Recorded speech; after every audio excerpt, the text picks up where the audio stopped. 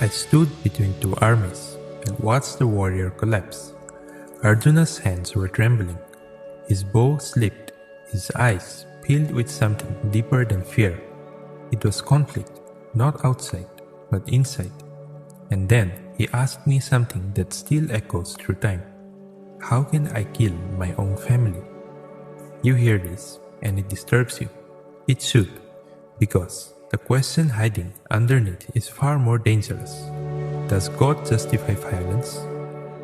Listen carefully, because what I'm about to say can be misunderstood. And if misunderstood, it becomes destruction. But if understood, it becomes liberation. You see me standing on the battlefield of Kurukshetra, and what you don't see is that this was never just a war of weapons. It was a war of Dharma, a war between what is right and what is comfortable.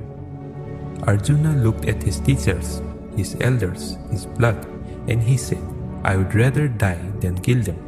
To the world, that sounds noble, but I asked him something deeper. Are you choosing compassion, or are you escaping responsibility? This is where most people misunderstand me. They think I told Arjuna to kill. No, I told him to see clearly. Let me ask you something. If a surgeon refuses to operate because cutting the body feels violent, is that compassion or negligence? If a judge refuses to punish a criminal because it feels harsh, is that kindness or injustice? Action is not defined by how it looks. It is defined by why it is done. This is what I taught in the Bhagavad Gita. The soul does not die. Arjuna feared he was ending lives, but I told him, you did not kill the soul. You only act within a temporary world.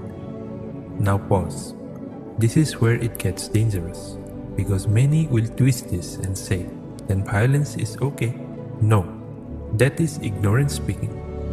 Violence driven by ego is destruction. Violence driven by anger is weakness. Violence driven by greed is sin. But action taken without attachment, without hatred, without personal desire, that is Dharma. Understand this clearly. I did not free Arjuna from morality.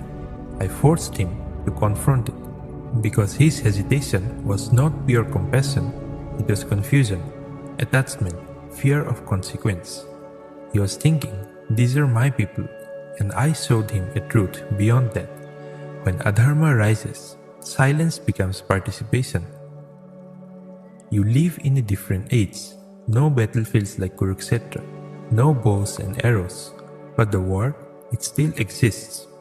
Every time you avoid a difficult truth to keep peace, every time you let wrong happen because confronting it feels uncomfortable, every time you choose emotion over what is right, you are Arjuna. And you are also waiting for me to answer.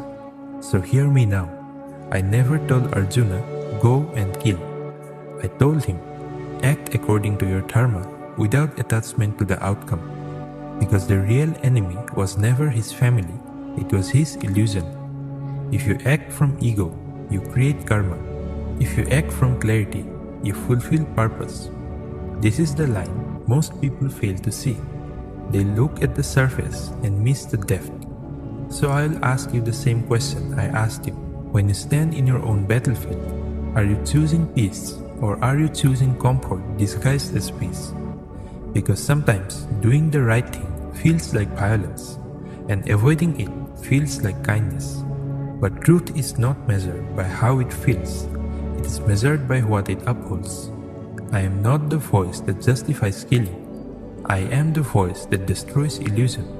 And once illusion dies, right action becomes clear.